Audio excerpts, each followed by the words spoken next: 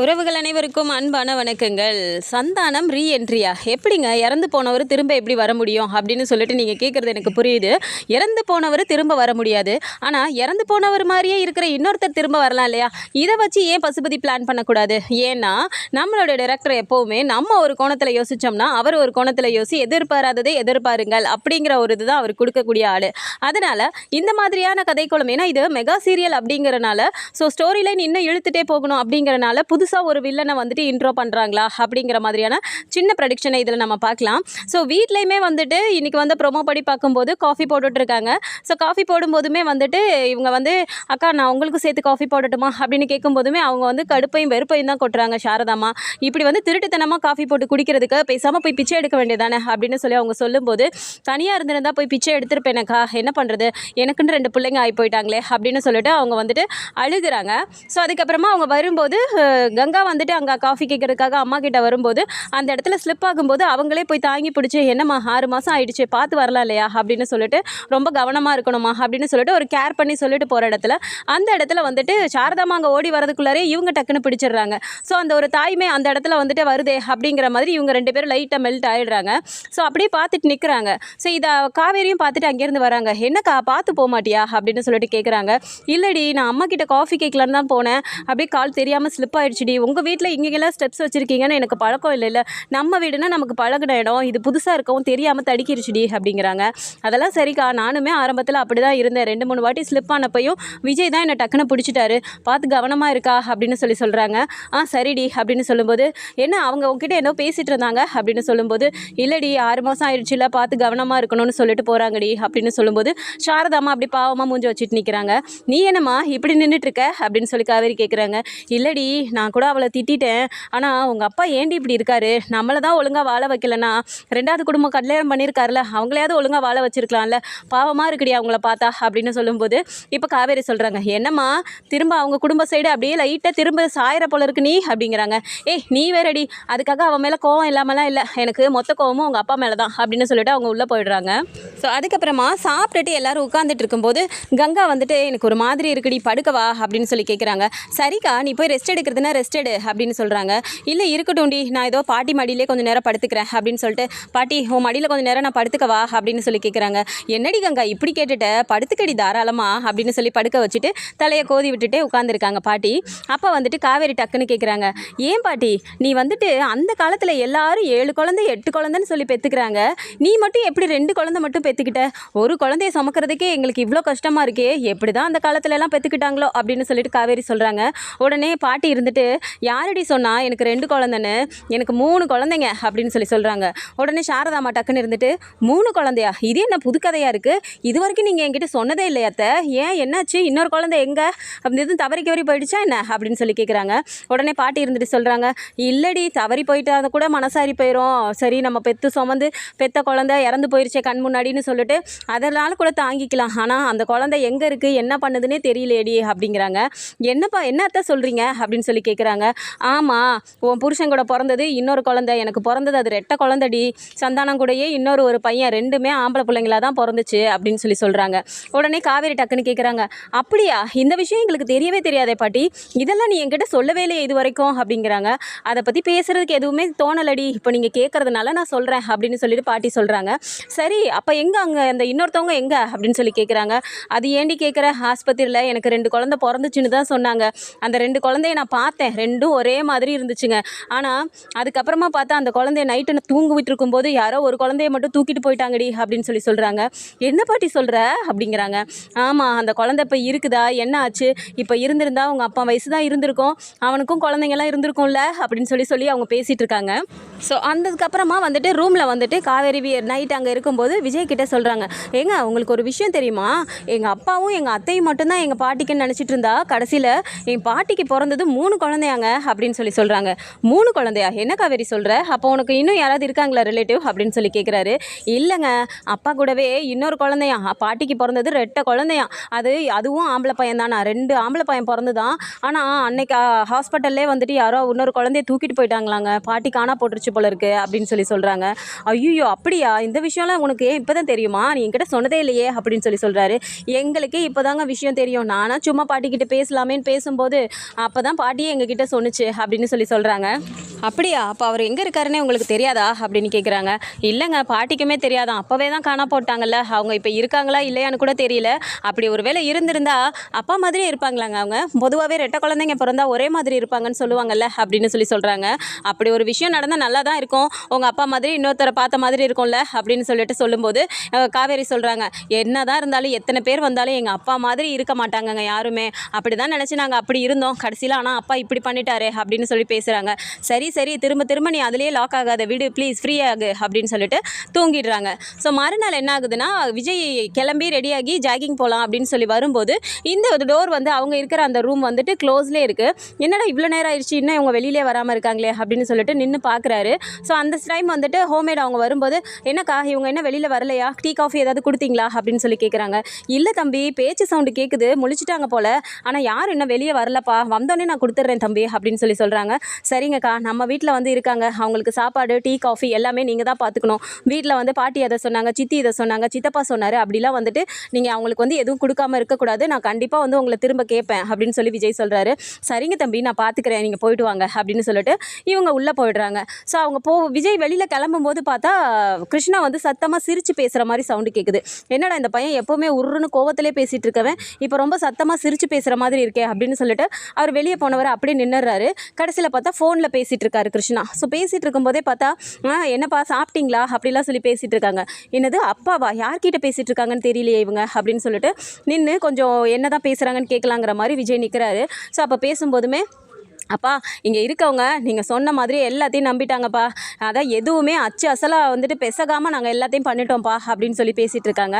திரும்பவும் என்னடா இப்படிலாம் பேசிகிட்டு இருக்காங்களே அப்படின்னு விஜய்க்கு ஒரு மாதிரி ஆனாலும் இன்னும் அவங்க என்ன பேசுகிறாங்கங்கிறத கேட்கணும் அப்படின்னு அப்படியே நிற்கிறாரு. ஸோ அப்போ சொல்லும்போது, அப்பா இதில் ஒரு பெரிய விஷயம் என்ன தெரியுமா, இவங்க பேரும் சந்தானம்னு இருக்கிறது தான் நமக்கு பெரிய விஷயமே. நீங்கள் ரெட்டை குழந்தையாக பிறந்திருந்தீங்க அப்படின்னாலும் உங்களுக்கு கடவுளே ஒரு பேரை ஒரே மாதிரி வச்சுருக்காங்க பார்த்தீங்களா. நாங்கள் கரெக்டாக போலீஸ் வரும்போது அந்த ரெஜிஸ்டர் சர்டிஃபிகேட்டை எடுத்து நாங்கள் காட்டும்போது அதில் சந்தானம் முத்துமலர்னு போட்டிருந்தது தான்ப்பா இப்போ ப்ளஸ்ஸாகவே இருக்குது, அதை வச்சு தான் இவங்க முழுசாகவே நம்பினாங்க அப்படின்னு சொல்கிறாங்க. அப்புறம் ஃபோட்டோலாம் காட்டினோம்ப்பா, ஃபோட்டோலலாம் எல்லாம் நீங்கள் அப்படியே தானே அவரை மாதிரியே தானே இருக்கீங்க, அதனால் யாருக்கும் எந்த சந்தேகமும் வரல, அப்படியே நம்பிட்டாங்க அப்படிங்கிற மாதிரி கிருஷ்ணா பேசிகிட்டு இருக்கிறதெல்லாம் இவர் கேட்டுடுறாரு. கேட்டுட்டு இவருக்கு ஜாகிங் போகிறதுக்கே மனசில் திரும்பவும் மாடிக்கே போயிடுறாரு. காவேரி அங்கே ரூமில் உட்காந்துட்டு துணி மடிச்சிட்டு இருக்காங்க. ஸோ டக்குன்னு விஜயை பார்த்துட்டு, என்னாச்சுங்க ஜாகிங் போகலையா, திரும்ப வந்துட்டீங்க அப்படின்னு கேட்குறாங்க. அவர் அப்படியே உட்காந்தே இருக்கார். ஏங்க உங்களை தான் கேட்குறேன் அப்படின்னு சொல்லும்போது, இல்லை காவேரி நடக்கிற விஷயம்லாம் எனக்கு ஒரு மாதிரியே இருக்குது, நீ உனக்கு உங்கள் அப்பா கூட இன்னொருத்தர் பிறந்தாருன்னு சொன்னில அப்படின்னு கேட்குறாரு. ஆமாங்க, நேற்று நைட்டு சொல்லிட்டு இருந்தேன், பாட்டி சொன்னாங்க அப்படின்னு சொல்லும்போது, அவர் உயிரோடு தான் இருக்கார் காவேரி அப்படின்னு சொல்கிறாங்க. என்னங்க சொல்கிறீங்க, உங்களுக்கு எப்படி தெரியும் அப்படின்னு சொல்லும்போது, கீழே நடந்த எல்லா விஷயத்தையும் சொல்லும்போது இப்போ காவேரிக்கே ஒரு மாதிரி ஆகுது. ப்ளீஸ் ஷாக் ஆகாத, இதை வீட்டில் வெளியே யாருக்கும் சொல்லிக்காத, அத்தையெல்லாம் கேட்டாங்கன்னா ரொம்ப ஷாக் ஆவாங்க. இப்போ வந்திருக்கவங்க அப்போ அவர் உயிரோடு தான் இருக்காரு அப்படின்னா என்ன ஒரு இதில் வந்திருக்காங்கன்னு தெரியலையே, ஆனால் வீட்டையே அவங்க குறி வச்சு சொத்தை மட்டும்தான் அவங்க கேட்டுட்டு இருக்காங்க, மற்றபடி அவங்க எதுவுமே கேட்கல. சொத்துன்னு அவங்க பேசிகிட்டு இருக்கிறத வச்சு பார்த்தா இப்போ அவர் உயிரோடு தான் இருக்கார் போல், அவர் பண்ணது விஷயமாக தான் எல்லாருமே பண்ணிட்டு இருக்காங்களோன்னு எனக்கு தோணுது அப்படின்னு சொல்கிறாங்க. இது எப்படிங்க சாத்தியமாகும், இது எங்கள் அப்பா கட்டின வீடு தானே, அதுக்கு எப்படி இவங்க பங்குக்கு நிற்க முடியும் அப்படின்னு சொல்லும்போது, இருக்கலாம் காவேரி, அவங்களோட சூழ்நிலை என்னவோ, அவங்க தான் வார்த்தைக்கு வார்த்தை சொல்கிறாங்களே கடன் இருக்குன்னு சொல்லிட்டு, அந்த கடனை அடைக்க முடியாமல் இதுக்கு என்ன வழின்னு யோசிச்சிருப்பாங்க. அப்போது இந்த குடும்பம் உங்களுக்கு ஞாபகம் வந்திருக்கும், சரி ஒரே மாதிரி தானே இருக்காங்க, அதனால நம்ம இப்படி மூவ் பண்ணலான்னு சொல்லிட்டு அவங்க எதுவும் ஸ்மார்ட் மூவ் பண்ணுறாங்களோ என்னவோ தெரியல, சரி நீ வெயிட் நான் எதுவாக இருந்தாலும் டீல் பண்ணுறேன் அப்படின்னு விஜய் சொல்கிறாரு. ஸோ இந்த இடத்துல காவேரி அப்செட்டாகவே உட்காந்துட்டு இருக்கும்போது திரும்பவும் போய் சொல்கிறாரு, காவேரி ப்ளீஸ் இதை அப்படியே விட்டுரு, எனக்கு தெரிஞ்ச விஷயத்த உங்ககிட்ட ஷேர் பண்ணணுங்கிறதுக்காக தான் நான் சொன்னேன், இதை போயிட்டு கீழே நீ யார்கிட்டையும் சொல்லிக்கக்கூடாது அப்படின்னு சொல்லிடுறாரு. சரி ஓகேங்க அப்படின்னு அவங்களும் சொல்லிடுறாங்க. ஸோ இதுக்கு பின்னாடி நடந்திருக்க விஷயம் என்ன அப்படின்னா, பசுபதி தேனிக்கு போயிருக்காரு. ஸோ அங்கே போகும்போது பார்த்தா அங்கே சந்தானம் மாதிரியே ஒருத்தர் இருக்காரு அப்படிங்கிறத பார்த்துட்டு இவருக்கு ஷாக் ஆகுது. ஸோ பின்னாடியே போயிட்டு, இது என்ன சந்தானம் தான் செத்து போயிட்டானே, இங்கே என்ன இப்படி போயிட்டு இருக்க மாதிரி இருக்கே அப்படின்னு போயிட்டு, சந்தானம் அப்படின்னு அவர் கூப்பிடுறாரு. டக்குன்னு அவர் பார்த்துட்டு, நீங்கள் யார், என் பேர்லாம் எப்படி உங்களுக்கு தெரியும் அப்படின்னு கேட்குறாங்க. என்ன சந்தானம் மறந்துட்டியா, நான் பசுபதிடா அப்படின்னு அவருக்கு சொல்கிறாரு. பசுபதியா, நான் உங்களை பார்த்ததே இல்லையே அப்படின்னு சொல்லும்போது, என்ன இவனுக்கு எதுவும் மண்டைக்கிட்ட குழம்பி போய் மெமரி லாஸ் ஆன மாதிரி எதுவும் சொல்கிறானா, நடக்கிறதுக்கு வாய்ப்பே இல்லையே, நம்ம தான் கண்ணு முன்னாடி தானே அவனை காவேரி இந்த பிள்ளைங்க எல்லாம் சேர்ந்து தானே கொல்லி வச்சுச்சிங்க, அவன் ஃபுல்லாக எரிஞ்சதை தான் நம்ம நின்று பார்த்தோமே, அப்படி இருக்கும்போது எப்படி திரும்ப உயிரோட அப்படின்னு அவர் குழப்பிக்கிட்டே நிற்கிறாரு. சரி இவர் எங்கே தான் போகிறாருன்னு பார்க்கலாம் அப்படின்னு பார்க்கும்போது அவர் நேராக ஒரு வீட்டுக்கு போகிறாரு. அந்த வீட்டுக்குள்ளே போய் பார்த்தா இந்த ஃபேமிலியெல்லாம் இருக்கிறத பார்க்குறாங்க. ஸோ வீட்டுக்குள்ளே போகும்போதுமே அது ஒரு சின்ன வீடாக ஒரு ஏழையாக தான் அவங்க இருக்காங்க. போய் பார்க்குறாரு, சந்தானத்துக்கு அப்படியே இவன் இன்னொருத்தனாக இருக்கான், அவன் எப்படி இப்படி கஷ்டப்படுற மாதிரியா, அப்படியே என் கண்ணையே நம்ப முடியலையே அப்படிங்கிற மாதிரி உள்ளே போய் வந்து இவராக பேச ஆரம்பிக்கிறாரு. இங்கே பாருங்கள், நான் தான் உங்களை அங்கேயே சொல்லிட்டேன்ல, உங்களை நான் பார்த்த மாதிரியே தெரியலை, நீங்கள் யாருன்னே தெரியாதுன்னு சொல்லிட்டேன், திரும்ப எதுக்குங்க என் வீடு வரைக்கும் வந்து இப்படி பேசிகிட்டு இருக்கீங்க அப்படின்னு சொல்லி அவர் கேட்கும்போது, இருப்பா விஷயம் இருக்குது நான் சொல்கிறேன் அப்படின்னு சொல்லிட்டு உள்ளே போய் உட்காந்துட்டு, என்ன இவ்வளோ சின்ன வீட்டில் இப்படி கஷ்டப்பட்டுட்டு இருக்கீங்க, 2 பிள்ளைங்க இருக்காங்க, என்ன வேலை பார்க்குறீங்க அப்படின்னு சொல்லி கேட்கும்போது, நான் வந்துட்டு இங்கே எஸ்டேட்டில் தான் வேலை செஞ்சுட்ருக்கேன் அப்படின்னு சொல்லி சொல்கிறாங்க. அதுக்கு உடனே பசுபதி சொல்கிறாரு, நான் சொல்கிற மாதிரி நீங்கள் கேட்டிங்க அப்படின்னா உங்களுக்கு வந்துட்டு நல்ல பெரிய பேலஸ் மாதிரி இருக்க வீடே உங்களுக்கு வந்துட்டு நான் பண்ணி கொடுப்பேன் அப்படின்னு சொல்லி சொல்கிறாரு.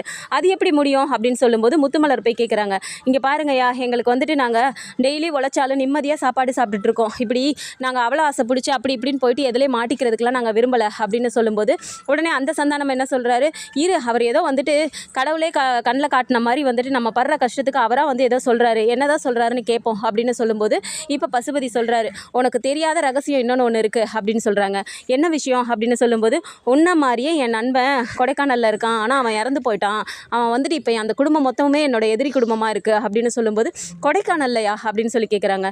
ஆமாம் அப்படின்னோடனே, கொடைக்கானலில் அவரோட பேர் என்ன, ஃபோட்டோ ஏதாவது நீங்கள் வச்சுருக்கீங்களா அப்படின்னு சொல்லும்போது, அவர் ஃபோனில் இருந்து எடுத்து காட்டுறாரு. இதை பார்த்த உடனே அவருக்கு அப்படியே ஷாக் ஆகுது, இது என்ன மாதிரியே இருக்காங்களே அப்படின்னு சொல்லும்போது, உன்னை மாதிரி மட்டும் இல்லை, அவர் பேரும் சந்தானம் தான் அப்படின்னு சொல்லும்போது, இப்போது அந்த சந்தானத்தோட அப்பா மட்டும் இருக்காரு, அம்மா இல்லை.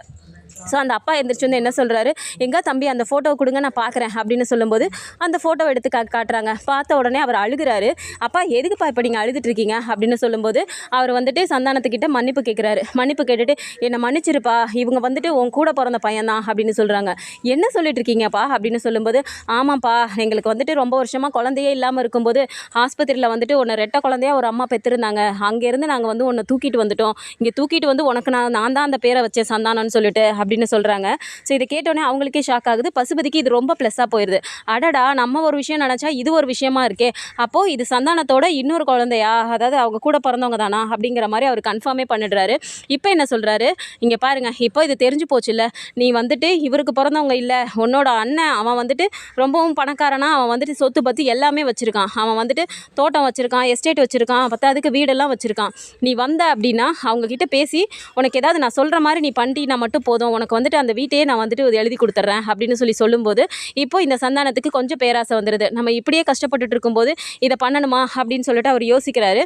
ஆனாலும் முத்துமலர் இருந்துட்டு, ஏங்க வேண்டாங்க, இதெல்லாம் வந்துட்டு நமக்கு சரியாக படலை அப்படின்னு சொல்லும்போது, உடனே கிருஷ்ணா இருந்துக்கிட்டு, அம்மா நீ என்னம்மா இப்படி பேசிகிட்டு இருக்க, அவர் வந்து சொல்லிட்டு இருக்காரு, நம்ம எத்தனை நாள் தான் இந்த சின்ன வீட்டிலே இருந்துட்டு இப்படி கஷ்டப்பட்டுட்டே இருக்குது, அவர் சொல்கிறபடி தான் என்ன சொல்கிறாருன்னு கேட்போமே அப்படின்னு சொல்லும்போது, இப்போ அவர் சொல்கிறாரு, அந்த குடும்பமே மொத்தமுமே என்னோட எதிரி குடும்பம், நான் சொல்கிற மாதிரி அவங்கள வந்துட்டு நீங்கள் கதற விடணும், அந்த மாதிரி நீங்கள் பண்ணீங்க அப்படின்னா நான் உங்களுக்கு பண்ணி கொடுத்துட்றேன், நான் பண்ணுறத விட அவங்கள்ட்ட இருந்து நீங்கள் அந்த வீட்டை வந்து கைப்பற்றணும், அதையும் நீங்கள் பண்ணிக்கோங்க, அதையும் நீங்களே வச்சுக்கோங்க, எனக்கு அதை பற்றி வேண்டாம், ஆனால் நீங்கள் இதை சக்ஸஸ்ஃபுல்லாக பண்ணிட்டீங்க அப்படின்னா என்னோட பங்குக்கு நான் உங்களுக்கு எத்தனை லட்சம் நீங்கள் கேட்குறீங்கனால நான் கொடுக்குறேன், ஆனால் நீங்கள் அதில் சந்தோஷமாக இருங்க, ஆனால் அந்த குடும்பம் அவங்க வந்துட்டு அந்த வீட்டில் ஒரு நாளும் நிம்மதியாக இருக்கக்கூடாது, அவங்கள எந்த அளவுக்கு நீங்கள் கதற விடுறீங்களோ அந்த அளவுக்கு நான் உங்களுக்கு பேமெண்ட் அள்ளி கொடுத்துக்கிட்டே இருப்பேன் அப்படின்னு சொல்லும்போது, முத்துமலருக்கு இந்த இடத்துல மனசு கஷ்டமாகுது. அப்படி இன்னொரு குடும்பத்தை அழுக வச்சு நம்ம வந்து இப்படி பண்ணணுமா, அதுவும் இல்லாமல் இப்போது அவரோட கூட பிறந்த அண்ணனோட குடும்பம்னே தெரிஞ்சு போச்சு, அப்படி இருக்கும்போது நம்ம இப்படி பண்ணணுமா அப்படின்னு சொல்லிட்டு முத்துமலர் ஒரு இடத்துல யோசிக்கிறாங்க. இருந்தாலும் இந்த சந்தானம் என்ன பண்ணுறாருன்னா, திரும்பவும் விடு, அவர் தான் இவ்வளோ சொல்கிறாருல, நமக்கு வந்துட்டு கடவுளே கண் காட்டின மாதிரி இருக்குது, இதுக்கு மேலே என்னால் உழைச்சி சம்பாதிச்சு பிள்ளைங்களுக்காக சேர்த்தெல்லாம் வைக்க முடியாது, என்னோட உடம்புல இருக்க சக்தியே போயிடுச்சு, வயசான காலத்தில் நான் என்ன பண்ண முடியும், அவர் சொல்கிறதையாவது செய்வோம் அப்படின்னு சொல்லிட்டு பிளான் மொத்தத்தையும் இவர் பசுபதி போட்டு கொடுத்துட்றாரு. ஸோ இந்த கதைப்படி நீ வந்துட்டு அந்த சந்தானத்தோட பொண்டாட்டி அப்படிங்கிற மாதிரி அவங்க கிட்ட போய் பிரச்சனை பண்ணு அப்படின்னு சொல்லிட்டு எல்லா பிளானையும் பக்காவாக போட்டு இவங்க கிட்ட கொடுத்துருக்காரு. ஸோ இந்த இடத்துல முத்துமலர் ஒத்துக்கலை அப்படின்னாலுமே இவங்க எல்லாம் சொல்லியிருக்காங்க அப்படிங்கிறனால தான் வந்து இவங்க நடிக்கவே வந்திருக்காங்க. ஸோ வந்தாலும் அந்த இடத்துல இவங்களோட மனசாட்சி அப்படிங்கிற ஒன்று இருக்கிறதுனால தான் கங்கா கிட்ட பாசமாக பேசுறது, அவங்கக்கிட்ட அவங்க நடிக்கிறாங்க அப்படின்னாலுமே மாசமாக இருக்கிற பொண்ணுக்கிட்ட வந்துட்டு நம்ம இப்படிலாம் நடந்துக்கணும் அப்படிங்கிற மாதிரி அவங்க நடந்துக்கிறாங்களோ அப்படிங்கிற மாதிரி தான் தோணுது. ஏன்னா இந்த முற்றிலும் கதை கோணம் அப்படிங்கிறது நம்ம ஒரு சைடு நினச்சோன்னா அது வேற ஒரு சைடு நடக்கும் அப்படிங்கிறதுனால இந்த சின்ன ப்ரெடிக்ஷன் உங்களுக்கு கொடுத்துருக்கேன். ஸோ இந்த மாதிரியான கதைக்களம் வந்தால் நல்லாயிருக்கும் அப்படின்னு நினச்சிங்கன்னா மறக்காமல் நம்மளோட சேனலையும் சப்ஸ்கிரைப் பண்ணிக்கோங்க. வீடியோ பிடிச்சிருக்கு அப்படின்னா சின்னதை லைக்கை மட்டும் கொடுத்துருங்க. தேங்க்ஸ் ஃபார் வாட்சிங்.